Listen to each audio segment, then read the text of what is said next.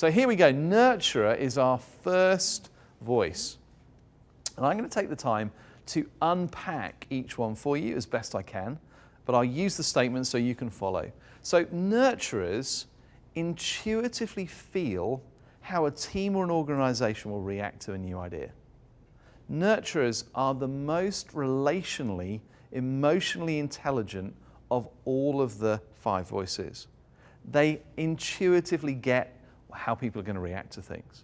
I often say if you think of a spider at the center of a relational emotional web inside any organization, nurturers pick up the vibrations of people and values way out into the extremities of even large organizations.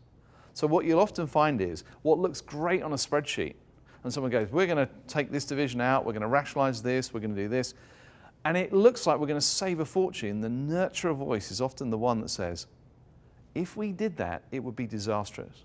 And the bean counters are going, well, why? They go, well, because we are violating every tacit agreement that exists in our organization.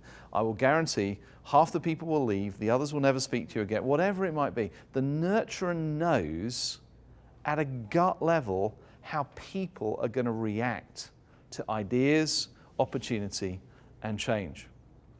They defend values. So for a nurturer who values people and relational harmony at the very core of their being, that will always come before profit. It's not that profit is wrong. It's not that nurturers don't understand that actually businesses and organizations need to make a profit in order to return value to shareholders or whatever it may be. But when you push them, you'll find the nurturer will always defend values first, and that profit, essential though it is, will never be the primary driver in their contribution inside team discussions as how we move forward. I love them. They function as relational oil inside teams and organizations. If you think of a car engine, you think of how many moving sharp parts there are in a car engine. If you didn't have oil inside it, what would happen to the engine? I mean, horrible. What nurturers manage to do is there are some voices which are slightly more sharp and slightly more abrasive in the way they engage with each other. And if there was no relational oil, you would find there would be sparks, there'd be crunch, there would be clashes of personality. The nurturer is just unbelievable at providing that relational oil that cuts, smooths the way teams function and care for one another. Pragmatic realists. So nurturers are always going to ask the question to the big, visionary, charismatic, we're going to change the world, this is the opportunity, this is where we're going. The nurturer will always feel responsible for people and resources. And so therefore will always ask practical questions. They're always going to ask, has this really been thought through? And have we done all the due diligence it's possible for us to do? Because once we press go, there's no real way to go back on that process. Has it been thought through?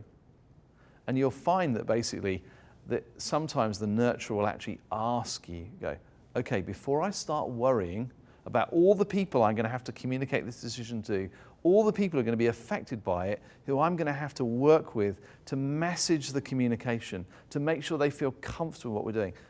Is it really our final decision? Because what I don't want happening is what normally happens is you lot come up with a great idea. I worry about how I'm going to communicate it to everyone so they buy in. And before I know it, you've moved the goalposts and changed the decision. So before I start worrying about how I'm going to help everyone deal with change, is this really our final decision? Have we really thought this through? And are we good for moving forward? Take genuine delight in celebrating the achievements in others and are natural team players. They're the only foundational voice I know that actually takes more delight in other people doing well than themselves. They are natural providers of opportunity for others to look good. And often you'll find them in the backgrounds of teams and organizations doing the unglamorous, the unrecognized roles that allow other people to shine. And the wonderful thing about nurturers is they actually really enjoy that.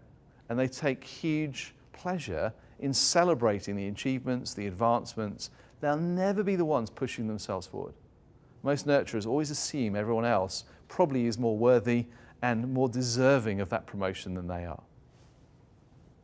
They can, though, become overly resistant to change. So if you think, nurturers love relational harmony. They love it when the whole team is aligned, they're enjoying each other. And so therefore, one of the challenges for nurturers is, can you bring challenge in a team? Can you really challenge a decision that you probably know is wrong, but you fear that if you bring that challenge, somebody else may come back at you? And so one of the great dangers for the nurturing team is they can often end up becoming passive aggressive because they know it's wrong, but for whatever reason, they don't feel able to bring their best to the table.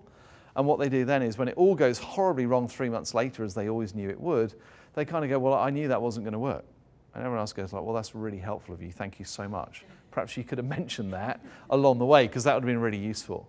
See that idea? So the inability to bring challenge for fear of upsetting the relational harmony and dynamics often means they don't bring their contribution to the table at the time when the team really needs it. And then lastly, and probably the most profound, I would say, of all the insights of nurturers, nurturers never truly value the contribution they bring. Everyone else looks at nurturers and usually sees highly skilled professionals, people of enormous character integrity, selflessly serving others and clients the world over, and they're usually world class at what they do.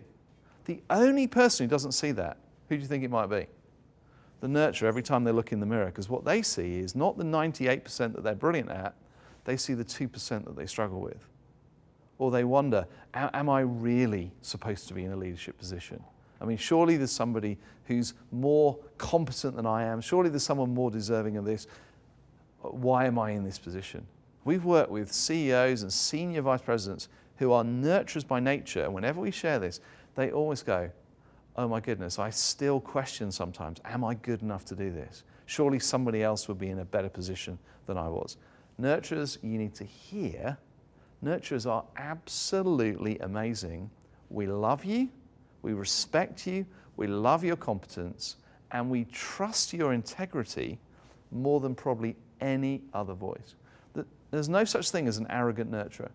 It's just impossible. You can tell a nurturer every single day for the whole of their life why you appreciate them, what you value most about them, and the competence you see in them, and they will almost sometimes still need to hear it tomorrow because they all have this little voice in here which is saying, you probably aren't good enough to be doing this, and eventually you're going to get found out. So there is my best attempt to try and give you almost a pen sketch of nurturer.